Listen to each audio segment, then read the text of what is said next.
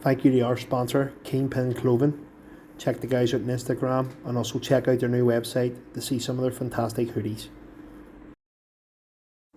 Thank you also to Chill Gas Plumbing and Heating. Check the guys out at their website www.chillgas.co.uk for more details on how to book their services. Oh, Hi Gareth, how's it going? hello, Martin. How are you? I'm doing well, mate. How are you? I'm good. I'm glad to be here today. I'm excited to do Thank this you. this Dada podcast.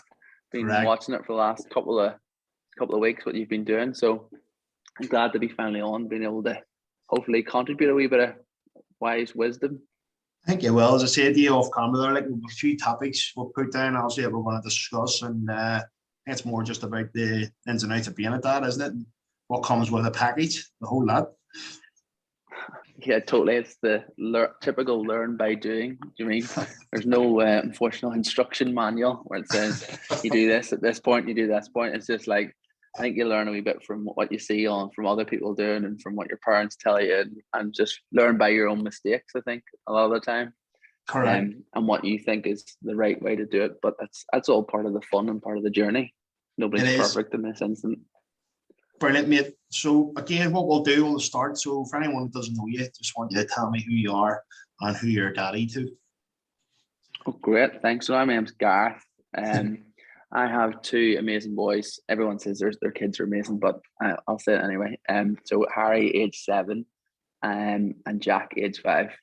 They're both absolutely Man United obsessed. So don't blame me. Well, you can't blame me, but don't be upset about that. But it's more from the CR7 Cristiano Ronaldo angle. But they're two boys, P3, P2, 18 months apart, best friends, and I say the last few years in particular, as they sort of grow into their personalities and be able to answer back and run about, etc., has been the most fun, but also the most challenging couple of years as well. 100%. And I mean, you said there about them being United fans. I got to see that firsthand there on Saturday. You know, when Ronaldo banged a hat trick in, you had the wee man, was just the one I think on FaceTime. He was buzzing. Jack wanted to FaceTime because he's Cristiano Ronaldo obsessed. I think if Cristiano Ronaldo went to another team, he would just start supporting the other team, if I'm honest. But Liverpool. yeah, Jack was excited. Well, not as he calls Loserpool, but we'll not get into the football debate early on. But yeah, Jack was on FaceTime, as you've seen, and Harry was, I think, doing some sort of stroke cartwheels at the TV. Every time I go into the TV, when you come in the morning, there's just nothing but handprints on it where they've been just touching it and, getting up close and personal. So the sooner I can get it on a wall, because I think my TV is going to be wrecked at some stage, because between that and kicking football at it every day, it's only a matter of time before I get, Daddy, I'm sorry, the TV's broke. I know. What happened there? I was kicking a size 5 minor ball at my brother and he never saved it. You mean? Well, what was in that? The TV? What's that about? No. But no, it's brilliant that you're touching that. Alex, maybe that's 2.5, as everyone knows. But I think I've said before, it doesn't matter who scores. You would sit down and watch a match with me a little while, and then somebody scores. If somebody's scoring against Liverpool, which hasn't happened much recently, touch wood. But he's celebrating. I'm like, listen, that's not our team here. We're the Reds, so he kind of like half clicks on them, hasn't a clue. But it's just see when he hears, he just goes goal. He just says goal. He's 2.5, like. So I've all that to look forward to. But I bet you that's another cracking part about being a dad, especially with two young lads that are starting to get into the football. Oh yeah, it's amazing, and it's one of those things. Is I think we'll come on to it later on. Is I really didn't want to pigeonhole into them. I think everyone would have thought, Gareth, your kids will be football obsessed and they'll want to support Man United. And because I think when I grew up, I was in a Man United kit from I was 5 to I was about 15. People didn't think I owed any other clothes. Even in the winter, I was wearing shorts and a Man United top. Yeah. But I was just trying to expose them to as many different things as they wanted to do. Took them golf, took them swimming, took them to the gym, took them football. And whatever they ended up enjoying, that was their love for the passion. That was what they ended up doing. But just coincidentally, they just love football. So win-win for me. I'm not sure it's great for my wife, like having 3 boys who are football obsessed in the house. But sure, we can't win every battle. No, you're right there. Like as I said, I'm trying to. Alex is 2.5. And from even when he was born, he had this first thing I ever bought him was a Liverpool baby grow. Then we went and got him the kit, as you said. So let's say I'm trying to brainwash him. That's all it is, Liverpool. And again, I think I'd said this before, Christmas morning, I bought him a small net. It wasn't this Christmas one before. He was basically just on his feet there. He wasn't really walking too handily. He was still unsteady. But I put a ball as he walked through. As even Santa came, opened the door. We had a wee ball sitting there. I want to see how it reacted to that. And he just went up and kicked it into the net. And that's going well. He didn't. He missed, but it's meant to hit the net. But anyway, he kicked the ball like his dad. Just like his dad. And I thought we might have a chance here. He might like football. So he does. He takes wee phases. He's telling football. And I'm like, 100%. And we're kicking the ball in the kitchen. And then he'd get bored and go play with Spider-Man or something. So I'll not find out probably for another year or two yet what he's into, properly. And I think it's really important in terms of, obviously it's really easy for us to relate because we've got boys and, we can go and play football and everyone loves playing football. It's great. But in the early times, Harry was, he still is obsessed with space and is obsessed with science and obsessed with Roblox and Minecraft and stuff. And actually, it's me having to go out and something I would naturally not look at or enjoy or do and something, and sort of just enjoying doing what they like to do with them rather than just, always go, well, football's easy for me to talk about because I enjoy that and that's for us to play. But actually, Harry and Jack want to play with some other device, or they want to, talk about space, or he wants to create a rocket out of plastic bottles. Actually, I can get just as much enjoyment out of doing that as I can kicking a football. And again, if I look at my friends, a couple of them have 3 daughters, and I'm like, that would be challenging having 3 daughters. Like, where would you begin? But you just end up playing and doing things that makes them happy, makes them smile. So if he's having to do tea parties or have to play house or whatever he has to do, he just does and enjoys it. But it's just getting that enjoyment with them, doing something they enjoy doing as well. You get a lot out of. Mate, you're so right. As I said, Nicky works at Friday nights for me, and I like spending time together. And what he'll do now, for some reason, he has this wee storyline with me. It's like 2 action figures. And he'll be one, I'll be one, so he's holding it and I'm holding it. And we're just like, hi. And it's like, what's your name? And, and he was telling me he wants ice cream and all. And I have to go to the shop, like turn around and talk to the gang, get him an ice cream, and then bring it back to him. Then he tends to eat it. And he does that ice cream one gag about 5 times. And I'm like, well, I wonder what he's saying. It's enjoyable, I'm going, like, do something else here. I'm going to be ice cream 5 times. But again, it's just, as you said, I want to be like football. But again, he's only 2.5, so he must enjoy. There must be something about that where he sees a bit of, I don't know what it is, whether it's me and him spending time or he just likes the imagination where it was going wild. But yeah, they just got to do what they like. And as you said, for me, I'm like, it'd be great to talk about football all the time. But again, he just loves that wee bit of whatever it is, imagination time or whatever the hell he's doing. It's pretty interesting, Yeah. But no, listen, so we have a couple of subjects I've said we're going to cover. So the first one we're talking about would be the pressure of being a role model. So what's your thoughts on that? Well, that's quite funny because you know what it's like when you sort of said you're going on a podcast, you're the mixture of friends, they get people who are like really supportive. That's class, can't really watch it. And then you've got your other friends who like to take the mic and go, oh, he's going on a podcast, he thinks he's a role model. So I just want to make some clarity in terms of what I meant, because my good friend, I'll give him a plug here because he's his own business. Chris Lewis, he's a Head and Sheds. He owns Head and Sheds, man. Great guy. He's a Chelsea fan, but probably he's only a late Chelsea fan. So he's probably a Newcastle fan now when Chelsea lose money. He'll be ordering his new Newcastle top off Giacomo pretty shortly. So he's been giving me grief and saying, I think he thinks that I think I'm a role model and people are going to come on and listen to what I think. What I was suggesting was that if you think back when I was growing up, or you think of famous speakers, because Tiger Woods was on giving his acceptance speech only yesterday into the Hall of Fame. Right. The first people they have a tendency to thank is their parents, because they always say that their parents is the role model. So Tiger talks about his dad and his mum taking a second mortgage, and what they had to do and sacrifices they made for him to be a success. And so when I talk about the pressure of being a role model, is that your son or daughter, when the first role model they're going to have evidently is going to probably be you. Yeah. And how do you start to feel that pressure of, giving the right steer, giving the right advice, exposing them to the right things? Like, I think back to when I was growing up, like my mum and dad were fantastic. They I never needed anything. They spoiled me as they would remind me every week since I've grown up. They've told me, you were spoiled and ruined when you were younger, but I was.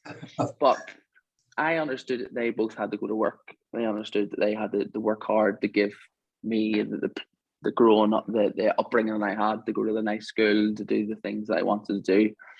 But my parents weren't really into sport, and I was massively into sport, apart from one thing, which was golf, which was my dad. And of course, golf would naturally be slow paced, something I wouldn't be interested in. Yeah. But since my early memories of growing up are all at the golf course with my dad carrying his bag, or getting to hit the golf balls down when nobody was looking, and going out with him on a Saturday, and how much fun that was. And ever since then, I've continued to play golf, and now every Sunday I still play golf with my dad. It's one of my favorite days of the week. So my first early thoughts of who the role models were my parents, and they've ingrained into me in terms of the importance of hard work, providing for your family, but also getting that balance of what else you can do for that relaxation, turn off type of stuff.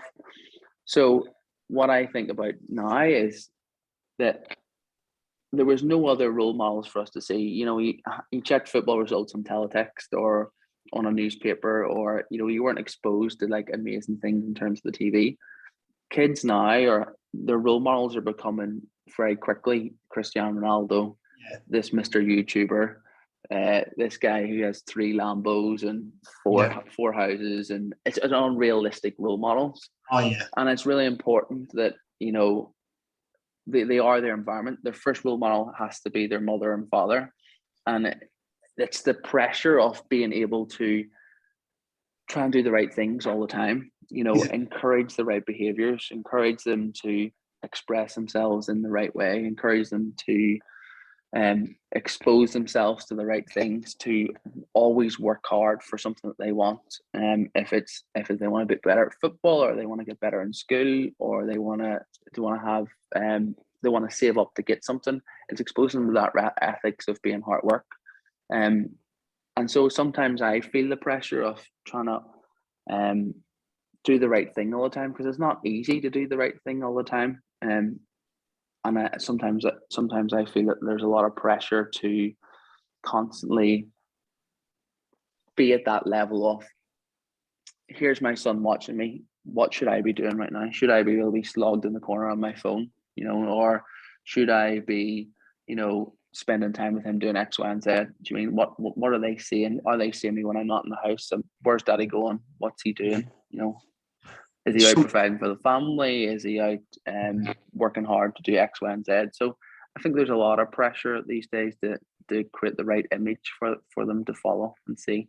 It is, and as dads as well, it is, and even mothers. I always say mothers get a harder job than us, because they're there all the time. Like my partner, Nick, he's got the kids all the time, and that is very hard. Where again, as you said, we have the other side of the coin. Well, I do. I'm out working all day, every day. Again, I feel like the provider, but again, like thinking back to my childhood, with my dad and stuff like that. I touched on this before, but he showed me what not to do. So how not to behave in terms of, again, getting into trouble, basically. So I realized, watching that, no, that's not what to do. My stepfather was a good man. My dad was a good man too at times, with me especially. But again, my stepdad was more to work hard, and here's what you have to do. You don't get things easy. I touched on it again. He lent me money to go on holidays when I was like 19, 20. But he says, but you're paying me back by this date. It wasn't just, there you go, see you later. Yeah, of course. I took it for granted. We installed wee things in me that went, well, this is how you're meant to be. So it is, that is a tough one. And again, every day is a pressure, isn't it? You're, as you said, like where we get our time together and you go out, you get to blow off a bit of steam, don't you? And you have a bit of crack and touch on things that have happened. But yeah, the pressure of being a role model is very bad. Like, it's hard. Yeah, it's like trying to create an environment for them where you let them dream and let them be ambitious. Yeah. Surround it with really good values and the importance of what the values are, and alongside keeping them a wee bit grounded, because I think the imagination is fantastic, and you want to encourage that as much as possible. there is a point where, and not now because my boys are so young, only 7 and 5, but that will come eventually where realism will hit in the real life that actually life isn't that easy. Not everybody has, 5 Ferraris, and Yep. things aren't possible. Father Christmas, for instance, that miracle disappears all of a sudden, and Yeah. reality comes and hits hard. So it's, as I say, it's about that environment of creating the art of dream big, but Yeah. also have the right values of how you might want to achieve it through hard work, but also be realistic in terms of what you want to try and achieve. Definitely. And Karen, what age did you think? What age did you see the real world yourself? You thought, because I can remember rightly mine, but what about you? What age did you go, oh, this isn't what it's meant to be? It's going to be a slog here. I think about 15. I think probably about 14 or 15. The world hit me a big slap in the face, and I went, school's a bit tough. They don't like some of these things I have to do, and you've got that pressure. Exams are coming in, big school, and what are you going to do for the rest of your life? How do you make that decision? What am I going to be? Yeah. I wanted to be a barrister my whole life, and I did like a 2-week stunt in the courts in a solicitors, and absolutely hated it. And it was like, okay, I was always going to be that, and that's went out the window. How am I going to change that? And these kids are growing up thinking I'm going to be a YouTuber. Subscribe to my YouTube channel, get my TikTok. And it's something like that. Even to kind of fast forward, I'll jump back in. I have kind of realized now there's things that I've done in business. I'm 5 years self-employed. So what I did in year 1, and for instance, if we launch a new product, I'll go, right, that didn't work with that, but that did, and I'll do it, and then I'll try something else. And then obviously, basically put it in with a product, and then it might work. If it doesn't, I drop it off. But if it does, then we keep doing that. So like creating hype around a brand, for instance, again, we're about to launch, we're going to do something else here as well amongst what we're doing to another health brand. But again, we now know, right, here's what we have to do with that now. Get stockers, create the hype, because we were launching products. You're like working a bat, and you're going, well, from us, but you said it's in shops, but it is 1 or 2. So we tricks of the trade and we are learning. But again, I wouldn't have knew that if I would have given up on the first one. We never got to that stage of learning each time. So that's where, as you said, the kids are kind of going, like, I wanted to be a footballer as a kid. But then I quickly realized 14, 15, that wasn't going to happen. So my dream was a mechanic in the army. Don't know why. Left school, became a mechanic, and there used to be, I was a charged house out by Sainsbury's. Like that in Sprucefield, we had it done. I think I lasted a month. Despised it. I was just like, I can't do this. But my mom's advice was get a trade. Little did she know I couldn't use my hands. Fucking terrible, to be honest with you. So again, I remember her even asking me. I think I got there about 17, 18. I tried plumbing. My last one I done was joinery. Despised it. I remember walking up the, like where I was, not naming the company, they're still going, but I remember walking up the alleyway to it, just thinking, it's just my life. Like, basically, like, oh, I can't do this shit. This isn't what I'm meant to be doing. So when I told my mum I wanted to quit it, she asked me that, what are you going to do the rest of your life? And that's where I think I'll be very different to that. My mum was only advised me the best that she knew.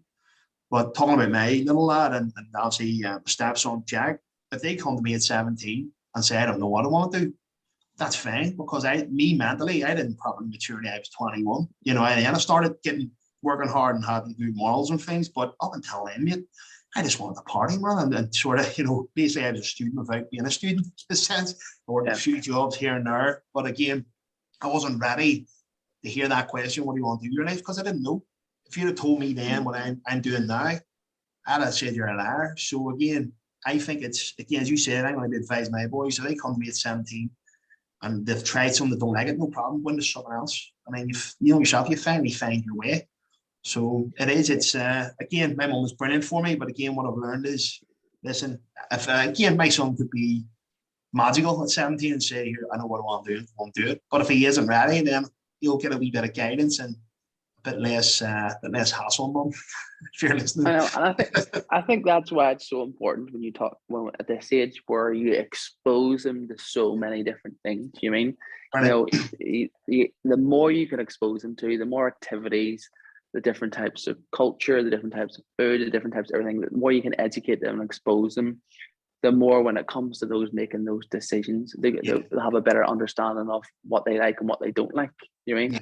Because a lot, as I say, the flip on the other side, a lot of the things that they see is just the result. They see in your case that my dad has a really good business and that's it. And he's always had that. He hasn't seen the 5 years of hard work behind that. You know, I see this football, he has everything that he just turned up and played football one day. Actually, no, he worked hard for it. But Ronaldo here, look at Ronaldo on that though. You know what I mean? He trains harder than anybody else, and he's 37.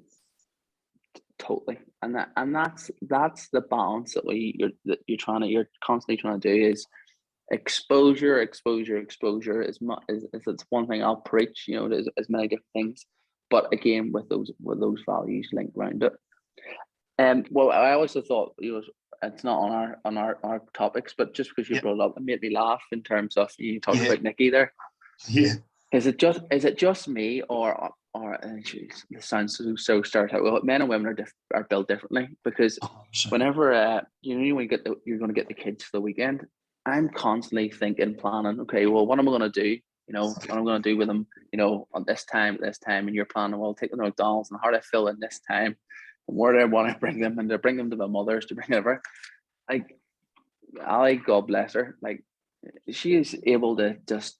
It's just natural for them, isn't it? When they're kids, they just take them outside, and they're able to enjoy them doing whatever they want to do. If it's picking up leaves, or it's throwing stones, or going around the park, or going for a coffee, they do it differently, don't they? Oh, mate, you're bang on. Like as you said, like they just know what to do. You know, where I'll give you an example. My mum, for instance, is very heavily involved with Alex.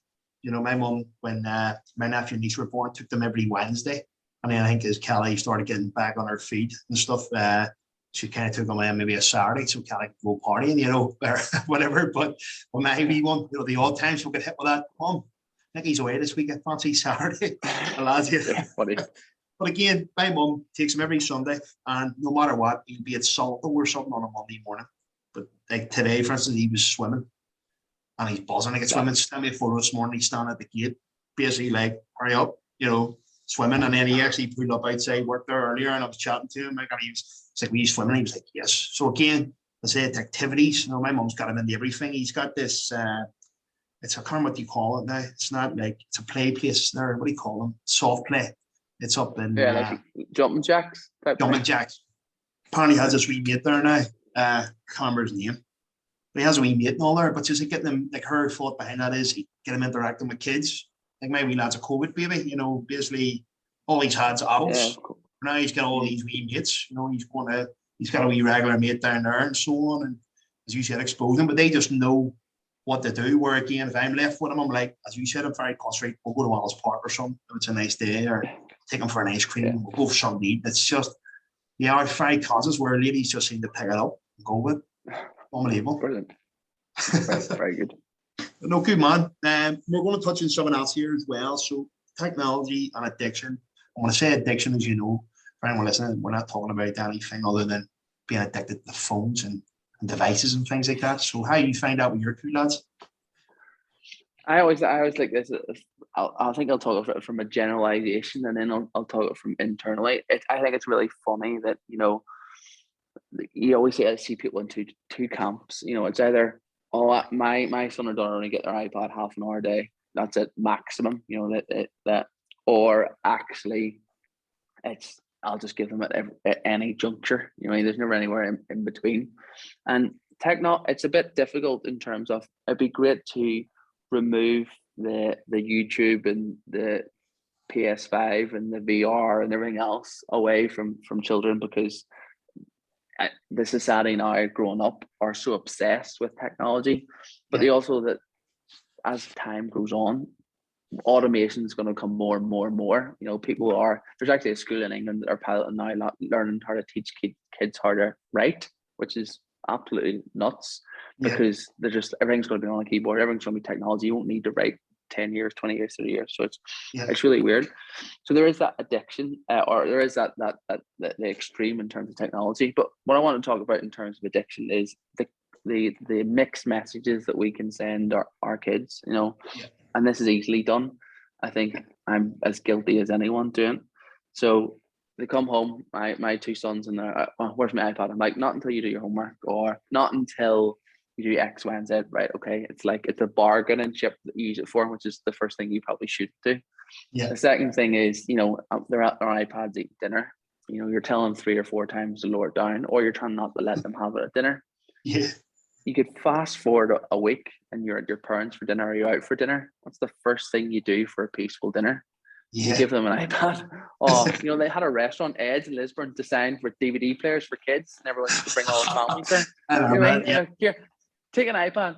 So if I brought Goodfellas, got that for myself. Yeah, exactly. I brought if I'm a 5 or 7 year old and I'm trying to get messages from my parents, I'm like, well, one minute you're telling me I can't have my iPad and I can't do this, and next minute you're shoving it down my face and going, here, watch that for 2 hours to have a peaceful dinner, or watch that until, and don't ask me questions, don't do that. So there's real conflicted messages, and sometimes you don't know how to give that steer direction. And then the other thing is, we'll talk about role models and addiction. I'm as guilty as anyone, but if everyone had a look at how often they're on their phone, how on is everybody on, Instagram, Facebook, TikTok, football scores, live scores, whatever it might be, 2 hours a day, 3 hours a day. If you look at your screen time, kids are looking at us, looking at our phones, and we're looking at them, looking on tablets. Society, it's very challenging, and there's probably a case for how do we think about streamlining how they use technology, and don't use it as a bargaining chip, and don't use it as because we don't want to have peace and quiet for 5 minutes, or don't use it because all of a sudden on a Wednesday we want to have a conversation with the kids and they're not in that mind frame. There's a piece of work I think that us as parents need to think about, how we give a more consistent message with technology. Definitely, mate. Like, you think when we were growing up, like again, you're saying there, your 2 lads, they're when they're home, on their iPad. Like you were telling me there, and I was the exact same. I was literally straight home. I knew that there was a match set up in our green. There's 5v5 happening, and that's what I was saying. Right, can I get out here? Like, get homework to do.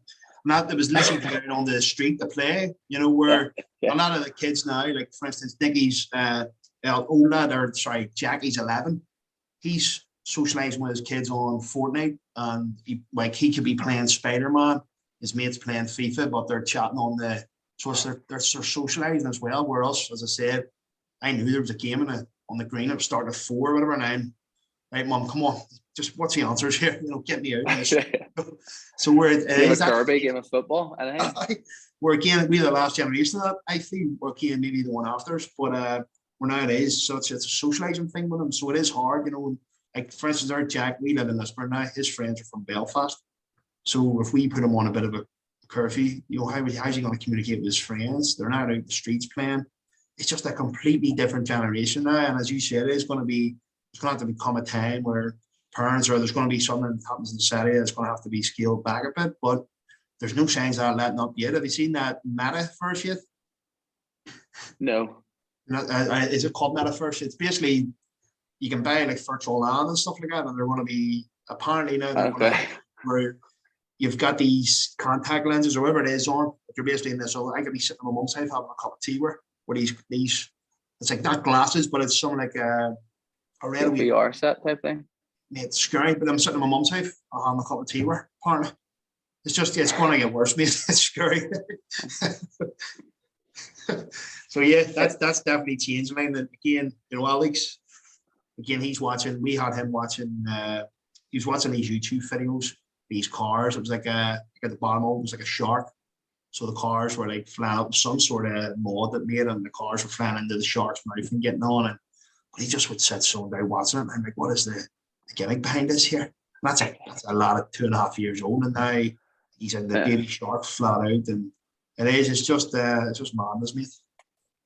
And it is weird in terms of, like as you say, generationally, we would have wanted to, dump our bag and go straight out there. The only thing your mum would ask you, would you change your trainers or change your trousers? Don't get your school trousers dirty, you know what I mean?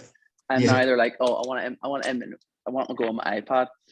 But it's worried about the social interaction piece. Like, they're really comfortable talking on an iPad or on headphones and stuff, and then they get to school and are they having that same level of interaction? So I think there's a big piece in terms of education to make sure that they have that. And again, I think that's where goes exposure to things. Is the social interaction thing is so important. If you're bringing them to the football, you're bringing the swimming or salt or whatever, they're interacting with kids their age in that environment. I think it can only really help things rather than, you know, their virtual person. If that makes sense. Big time. Like, you know yourself, sports, the thing about sports is if you're playing in a team, like there's drills you do. Like I don't know about you, but even as an adult, there was when I played for Finnegy, the ladders started coming out. We have to inside the ladders, and you're thinking, I have 2 left feet here. How am I going to skip from you? But you have to do it because, and again, you picture a young guy or a young girl doing that, like it's putting you out there. So you have to, it's confidence, you have to do it. So there's no way of getting out of it. If you're playing a match, for instance, if you're part of a team sport or you're swimming competitions, again, it's growing their confidence level. As you said, they're interacting with other kids. And the fact that you are doing that in terms of giving them an option to see what they're good at is brilliant. Where, again, when I was a kid, all we played in the streets was football. So that's what we always played as kids. And, you know, my friend introduced me to Hillsborough Boys.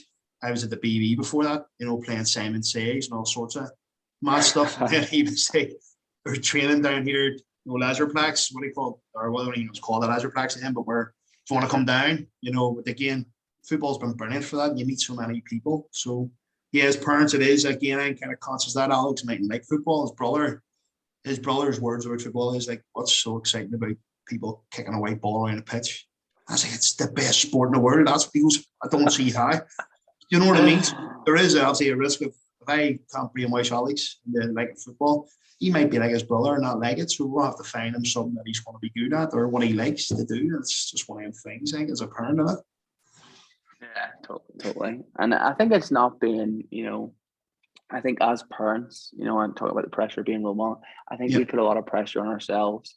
Yeah. I have an element of guilt. An example, I'm sure, is even last week, Ali was away for overnight in work. So I've gone back to I'm on my own scenario, you know, just finished work, picked the kids up, got the dinner on, I've thrown the kids outside to play football rather than giving their iPads for 15 minutes. Yeah. Got the dinner on the table, got the boys back in. They're sweating and all. Don't get spaghetti in your school uniform because I have to put it back on you tomorrow and I don't know what the school uniform is. And then I said, you can have your iPad for 15 minutes and then brush your teeth, go to bed. I had all systematically planned in case anything happened.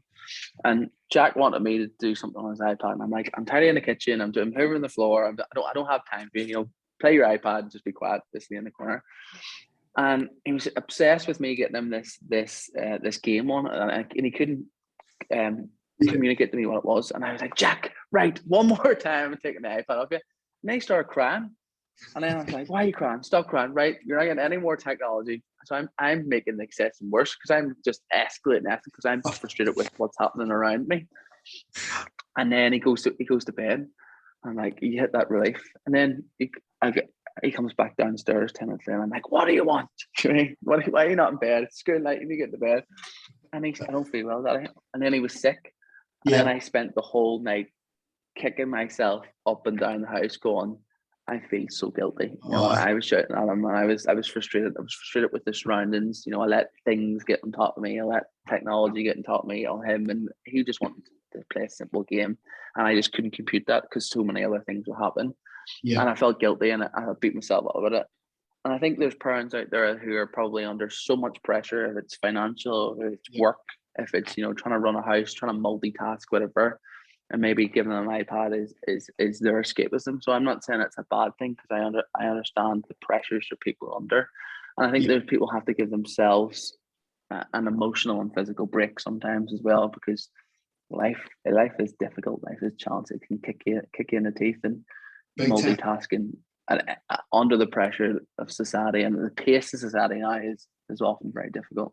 Oh, definitely. You know, you're talking about the multitasking now, you know, you said like you worked. Are you away much for work now with COVID and stuff like that, are you? Not anymore, which is a sort of good thing and a sort of bad thing. I miss going away because it was fun, but I also now get to hoover the house every night and, you know, put the dishwasher on, you know, all that exciting stuff that I wouldn't have got to do when I had everything in London and Chester. Love you, man. I love you. You know, it's all about that. Like we call it obviously with COVID and stuff like that, but with my business supplies company, there's a conference twice a year and you can book on from Wednesday. It starts Thursday morning, but everybody usually flew over from here on the Wednesday. Sign me up, you know what I mean? Because I was like, see, when I became a dad, I got one time at it, obviously because of COVID. But I said to them, I said, I'm using this one as a break. They're going, oh, he goes, Alex doesn't sleep.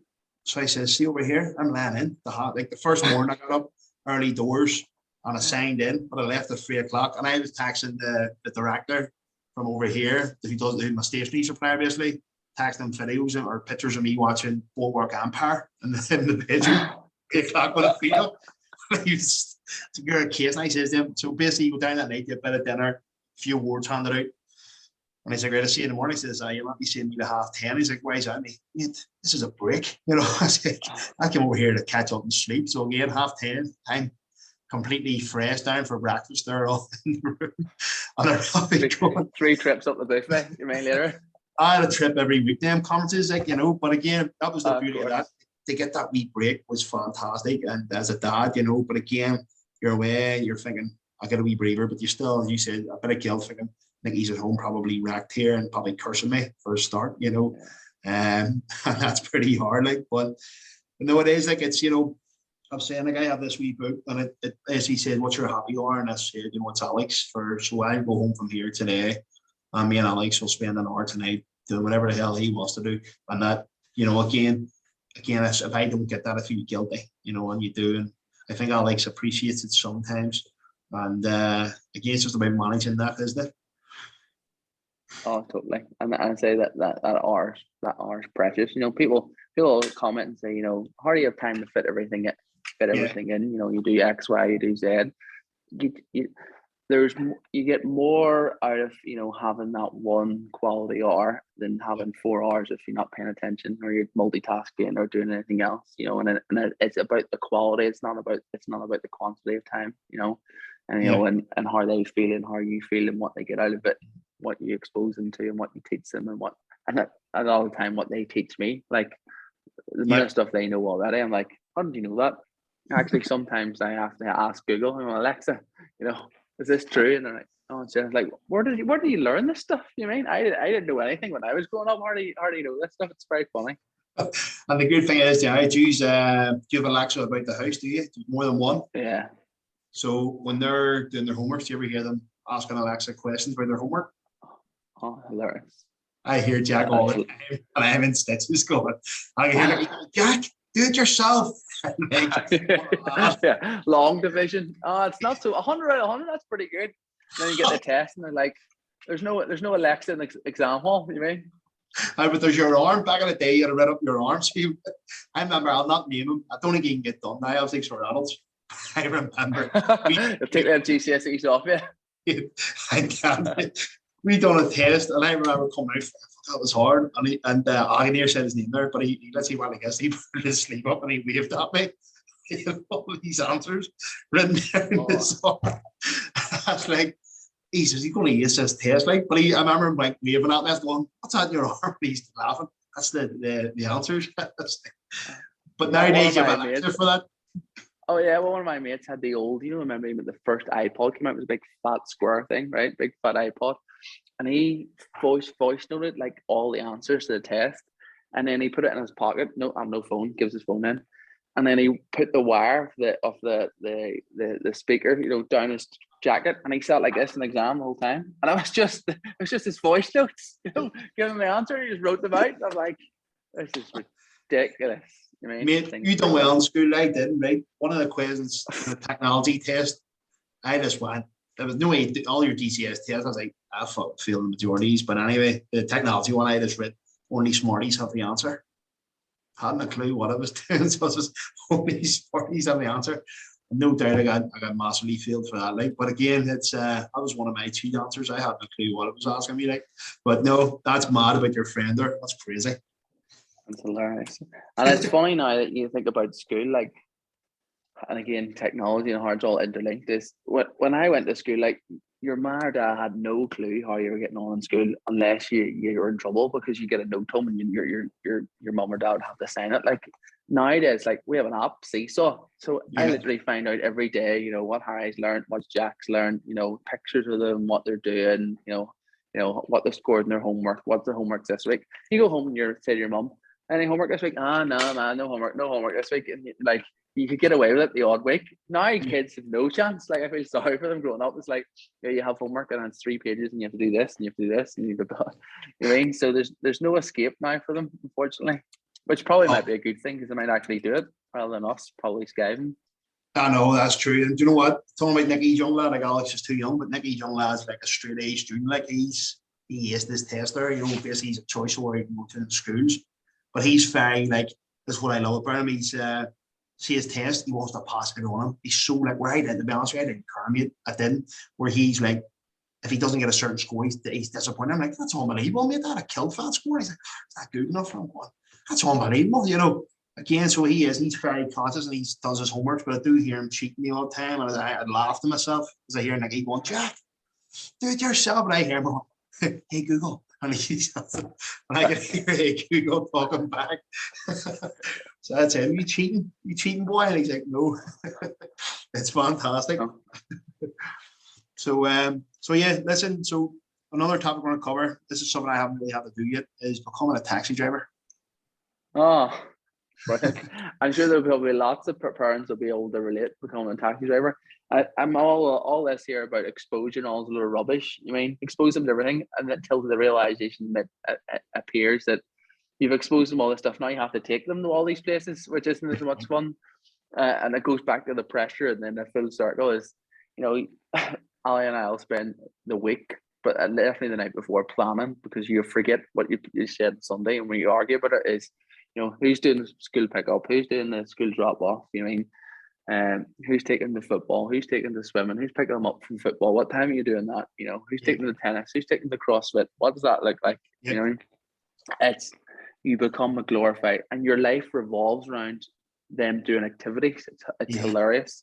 And I'm like, well, if I want to have the gym, I've got a 40-minute window from when I drop them off to get to the gym, to go to the gym, to get back, to pick them up, to get back for dinner, and it's just a whole rigmarole. And it's great, as again, you want to expose them to as many things as possible, but you don't really realize the logistics. The full-time, I want to put that on my CV, full-time logistics planner. You mean, because trying to get around 1 week to the next is an absolute nightmare, and parents will relate to this becoming a glorified taxi driver.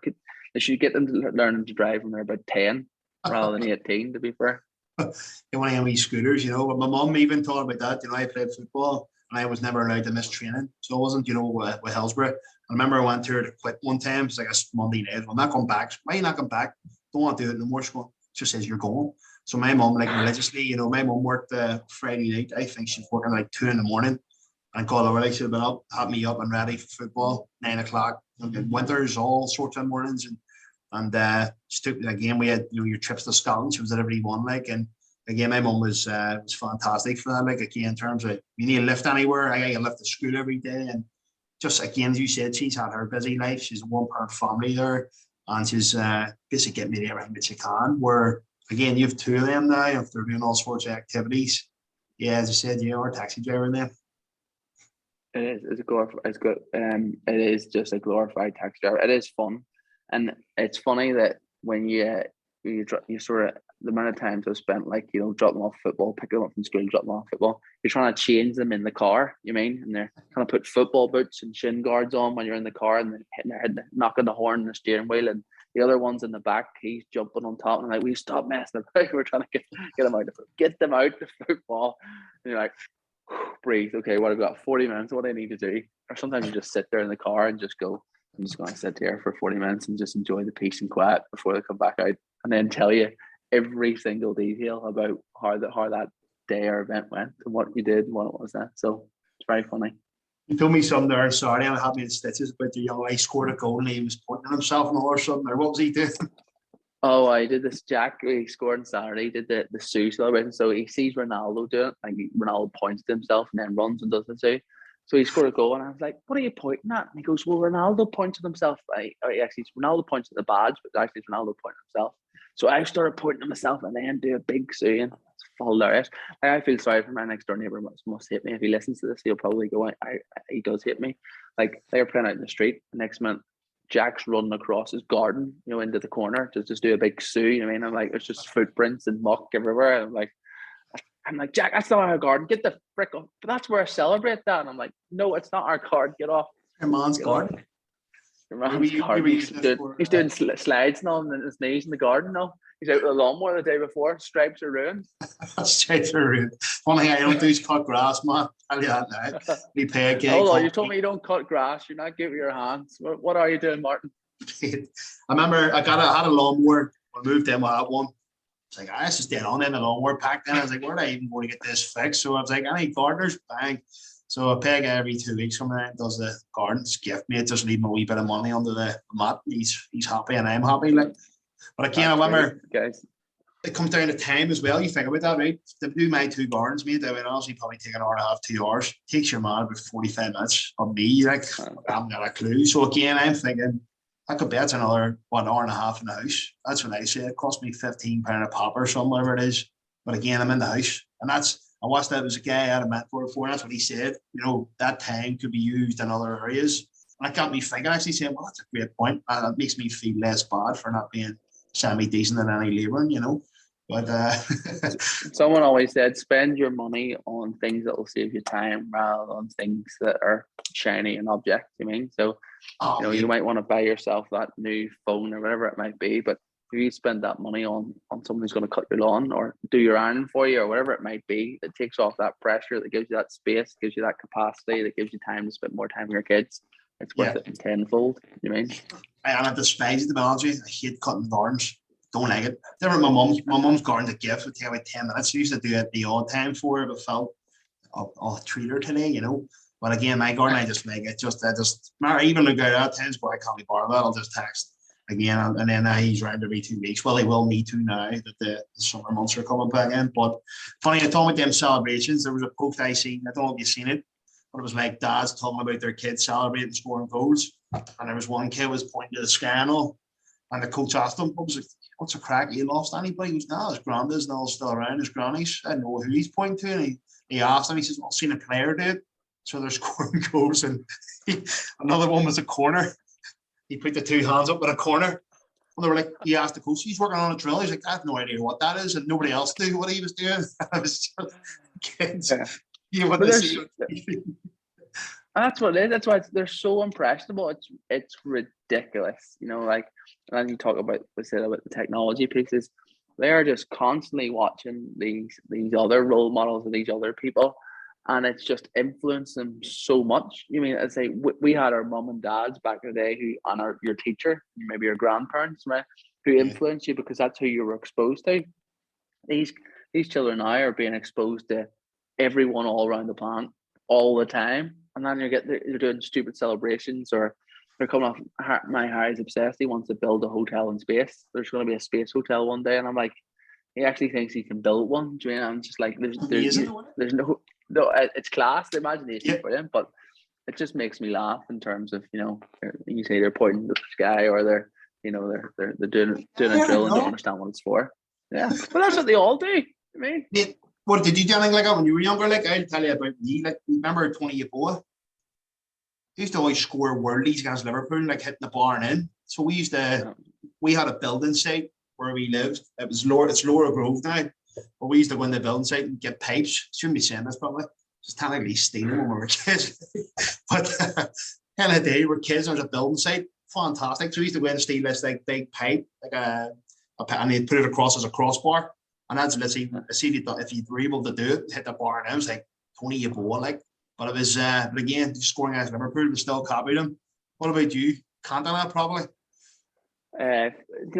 God, if I go really young, and I shouldn't really tell this. This is an embarrassing story, but I don't really care. So, I remember being obsessed, and my parents tell you, obsessed when I was like, probably 6 with the Teenage Mutant Ninja Turtles.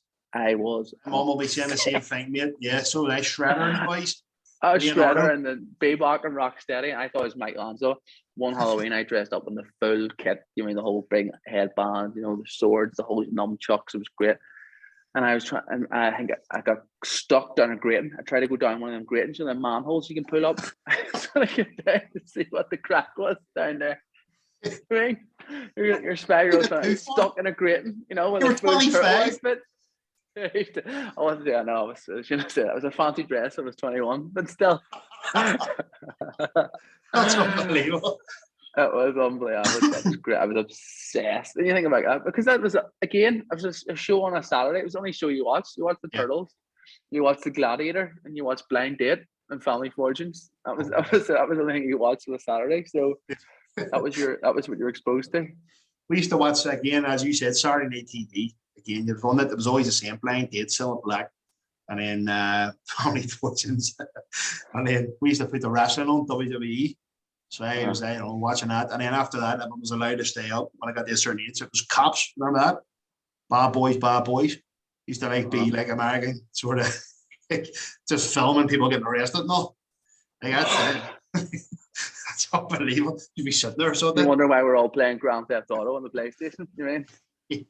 I remember my mum coming. I had been playing it, and she said to me, let's say it just came out.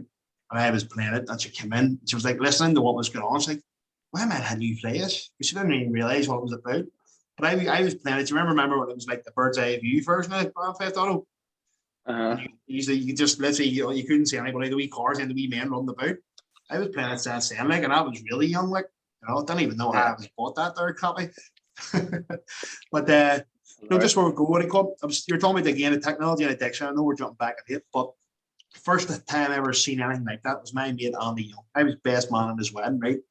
And I can safely say, without us as friends, that lad wouldn't have a child. I say he wouldn't have a child. We wouldn't have a child playing outside because he'd go missing for 2 or 3 days. Where's Andy? And then you go to the door and his mum's like, he's not coming out. And then I used to say, listen, 2 to 3 days here, what's he at? And you go into his room and he's sitting with the eyes spaced out. What doing, mate? Playing the computer. He used to have to rip him out of his house, basically. Come on. So without us, he would never have been outside. He'd just been indoors, sitting playing the computer. But it's that was definitely the start of it, starting to sneak in. And that was my first taste of that, was seeing Andy Young spaced out in his room, dark room, blinds closed, nothing else outside of that wee TV. Hasn't seen light for 3 weeks, right? Yeah, honestly, 2 or 3 days at a time in the summer where I had to woke up, I'd have heard Brian Kidd coming around the scrambler around my front. I went, Brian's got the scrambler out today. Down 2 minutes, mate. Bang, out the door, putting a scrambler, flying about the estate with no helmet on, highly dangerous. But, council estate kids, by the way, what we were doing. Oh, brilliant. No, but listen, mate. I think. Go ahead, sorry. Go ahead, mate. I think what I was going to I think the only thing the other thing I wanted to chat, Brian, was that we talked about previously. You mentioned it was the comparison piece. Yes, that's right. I always listen to the quote, a good old Teddy Roosevelt quote of comparison is the thief of joy.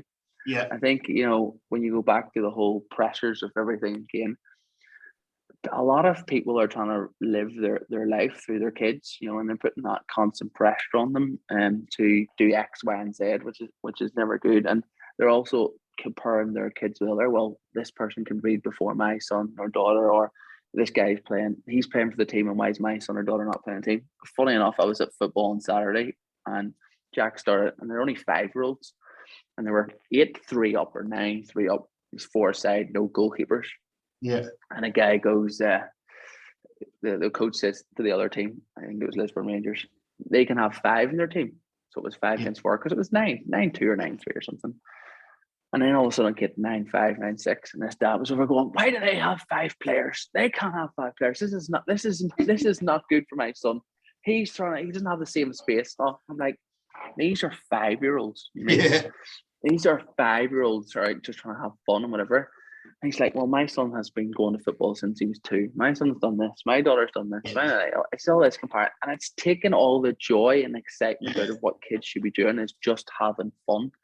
And so I really make it an important thing for me is because as soon as I pick them up from football or swim, whatever, they want to tell me how amazing what they've done. Of course, Daddy, I scored 27 goals today. It was 2-0. I scored 27. You mean? Or I should have seen this nutmeg I got in this guy. I always say that the one thing I say is, what's the most important rule of this? And I always go, Daddy, I enjoy myself. No, but did you enjoy yourself? Did you happy? Are you happy? Are you smiling? Did you have fun? And I think it's so important that, we don't try and compare one child with another, because in life, you don't compare one adult to another adult. It's just like this person that works here, this person does that, this does that.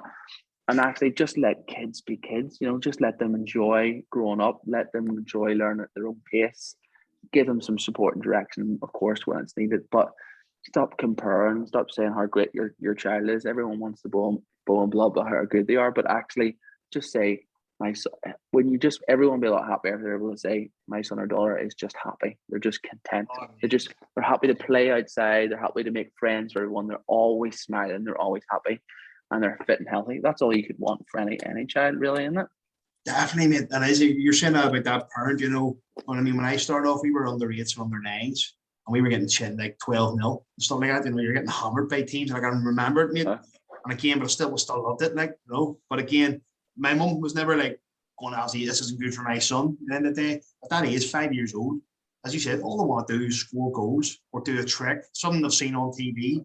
As you said, see if they've tried it, didn't work. Imagine hammering them. Never do that again. Do you know what I mean? Different when they get to a certain age of 13, 14, 15, then, but again, at that age, just let them crack on, as you said.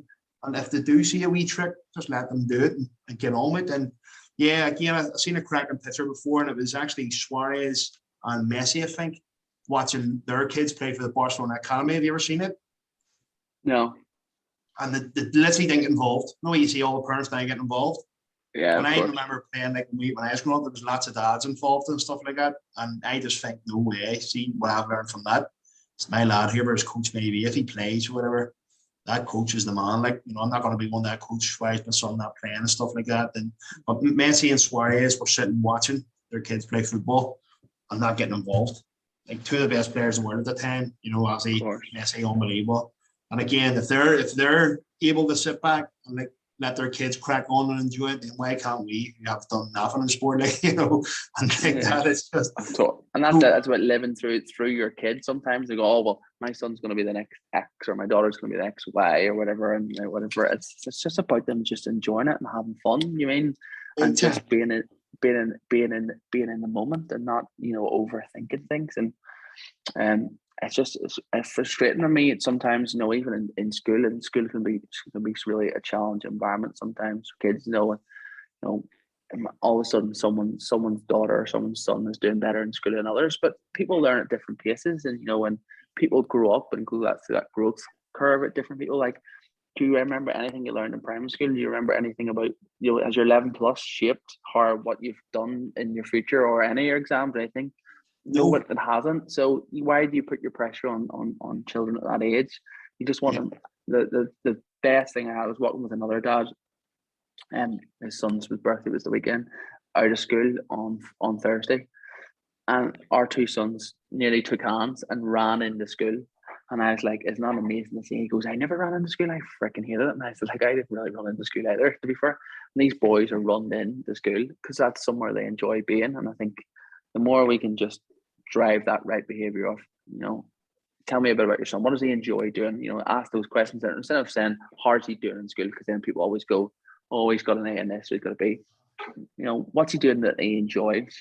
What brings him fun? What makes him smile? What makes school great for him? Don't talk about achievements or academics at that age. I mean, it's the best years of your life. You get to say, I don't know what you did you leave school at 16 or do you go on this sixth year? Yeah, I went sixth year. Yeah, so yourself, you still when you're in that wave, you're still in the your happy phase. Again, all I worried about in school, 16 was getting a fiver with youth club up until 16. Getting the fiver on Friday, I knew to go to youth club. And then we went from youth club, went to the Manly and got French toast, and into the Codfather to get a milkshake. And I was happy as go down. That's literally, you imagine having that's your only pressure for the week. In my head, literally the joy of having now I've got to pay a bill or I've got to do this, do that. It's like that's the best time of your life. And as you said, you just let your kids enjoy it and find their own wee way, mate. It's be a lot better. But again, as you said, a lot of parents are trying to live through their kids.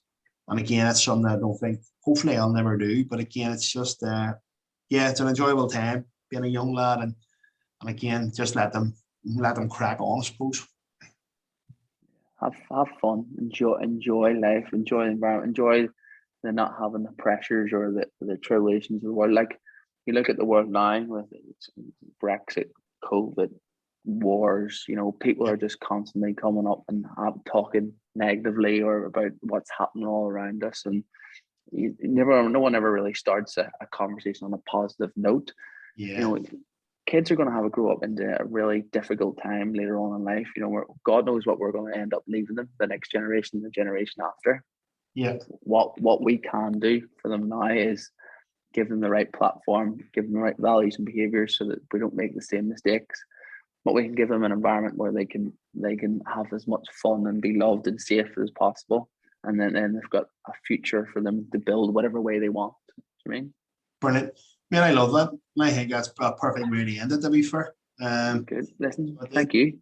No, I really enjoyed that. Again, bit of a different podcast. We're not talking about, again, sort of a certain experience you've had. It's just an overall being a dad, I think. And I think that's fantastic. Yeah, so, yeah. Thank you so much for having me. If you could edit that Teenage Mutant Ninja Turtle bit out, I will not. What I'll do, I'll edit a small clip out and post it as a promo. How about that? Good. Thanks for your time, Martin. Appreciate it. Likewise, mate. Appreciate it. Thank you. Have a nice day. Thank you. Good. Bye. Don't forget to give us a follow on Instagram and also a like on Facebook. And while you're at it, head over to YouTube and subscribe. Many thanks for watching.